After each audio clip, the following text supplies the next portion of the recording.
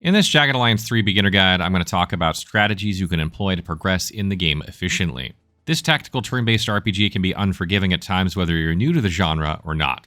So if you're looking for a comprehensive beginner guide that'll help you breeze through Jagged Alliance 3, then this video is for you.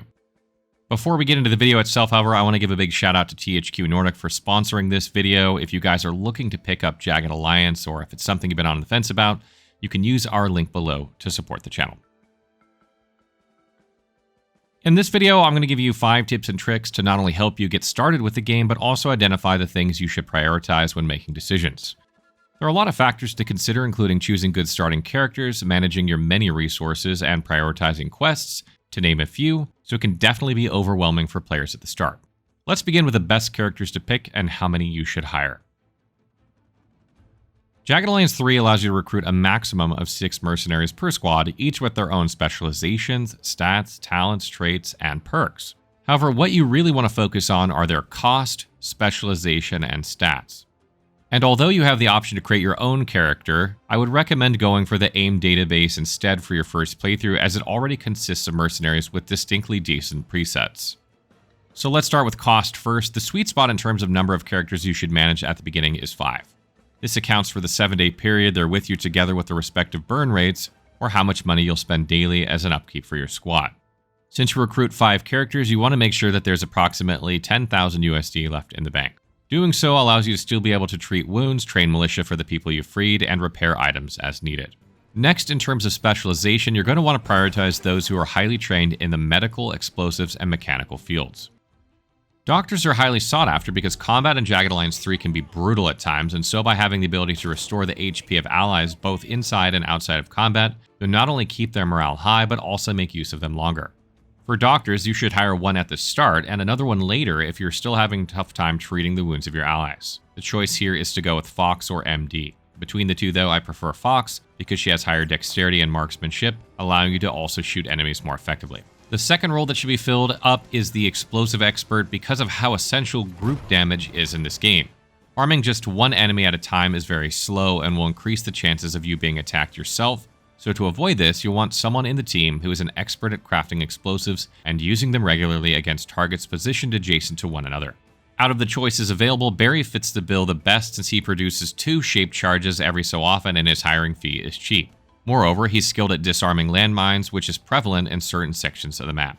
Next but not least is a skilled mechanic like Kalina.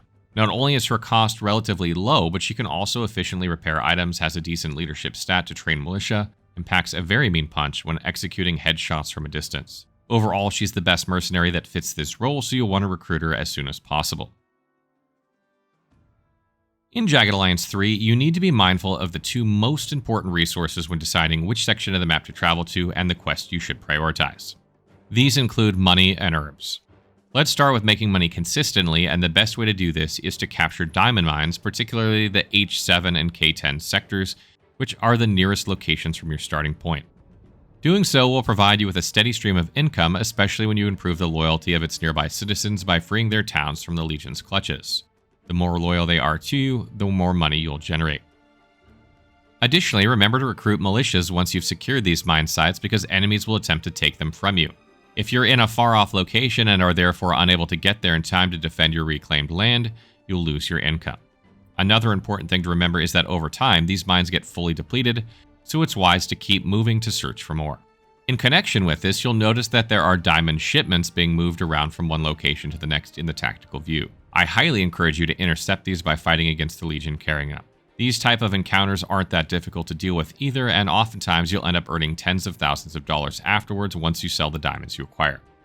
When it comes to saving money, it's best to renew contracts at a rate of 14 days later on, as this lowers the upfront cost of having these mercenaries on your team. By this time as well, you'll have been familiar with what they're doing and therefore much more inclined to keep them for longer periods of time. The next resource you should save up for is herbs. These are automatically converted into meds for treating the wounds of your comrades. Having a medicine shortage is a nightmare since the max HP of affected allies will always be lower when engaging in combat. Be sure to explore all sections even if they don't have quests tied to them, because more often than not, these areas have plants that you can harvest herbs from. One of the most important mechanics in the combat of Jagged Alliance 3 is stealth, as knowing how to take advantage of this will yield significant results and give you the upper hand early on. For starters, it's important to acquire intel on the area you're about to go to by scouting it beforehand. You'll end up spending some time for the operation, but this goes a long way when it comes to pinpointing the exact location of your enemies. As such, you'll be more prepared to better approach them. Next, mercenaries who have high agility and dexterity are often equipped with positioning themselves optimally via the sneak mode to force them to take the crouched stance in order to avoid immediate detection. Doing so will let them execute stealth kills effectively due to their nimble movements. Another way to remain hidden is to initiate combat at night.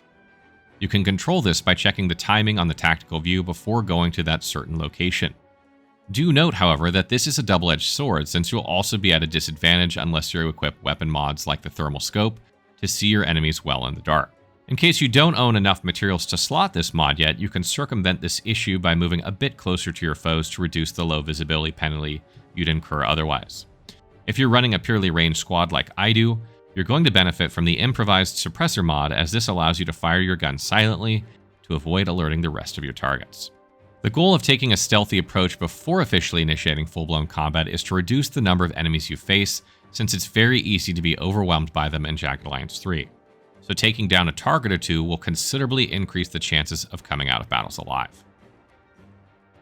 Regardless of whether or not you've initiated combat, you're going to want to spread out your mercenaries. This means dividing them into at least 2 groups for several reasons. First is based on the type of enemy you're facing. Oftentimes when you're going against a large number of enemies, you're going to have grenadiers or soldiers wielding rocket launchers.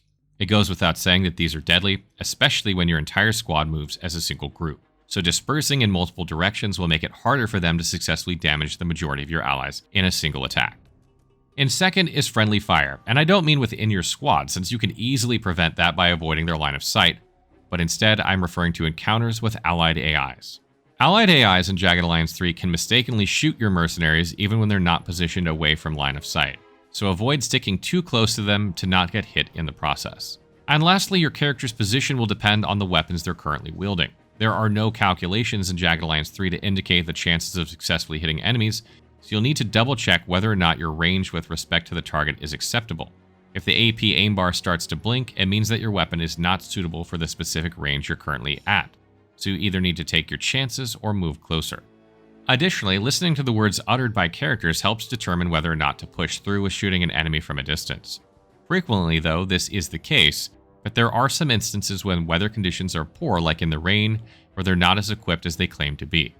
The benchmark to remember for proper positioning is that shotgun wielders and explosive experts need to be near enemies. Spreading out your mercs this way makes it easier for these explosive experts to simply throw grenades on the fly without accidentally hitting allies, since they're positioned far away from the rest of the group. Meanwhile, those who use assault rifles and pistols should stay in the mid-range, and those who wield snipers should remain at the back. Doing so will allow you to take out multiple enemies simultaneously to end encounters faster. And the final tip of our guide is to effectively make use of cover. Always scour the area first to search for places you can hide behind to avoid getting hit. The realistic and interesting thing about covers in this game is that they can be destroyed depending on what they are. These include crates, shanties, and even cars. For cars, though, you need to be careful because once they've been set on fire, you have one turn to move away, otherwise you'll be caught in the blast when it explodes. Alternatively, you can use these burning cars against enemies to damage as many of them as possible. Since certain objects are destructible, you need to always be on the go to prevent exposing yourself. But hiding behind cover doesn't automatically mean that you're protected from taking damage. You need to be in the crouched or prone stance. It's best to save 1 or 2 action points for every character to switch to either stance in order to dramatically lower the chances of being shot before their turn ends. And even if you don't get hit, you won't receive as much damage from ranged enemies, which are dominant in the game. However, remember that the crouched and prone stances will make it so that you end up moving slower as opposed to standing, but unless you have enough AP during your turn, you're better off staying in the crouched position all throughout anyway. So that wraps up our Jagged Alliance 3 beginner guide. I hope you guys found it useful. How are you guys enjoying Jagged Alliance 3 so far? What are your favorite aspects of the game? I see it's doing really well on Steam. Let me know in the comments below. And remember that if you're interested in picking up the game, you can use the link below to support the channel.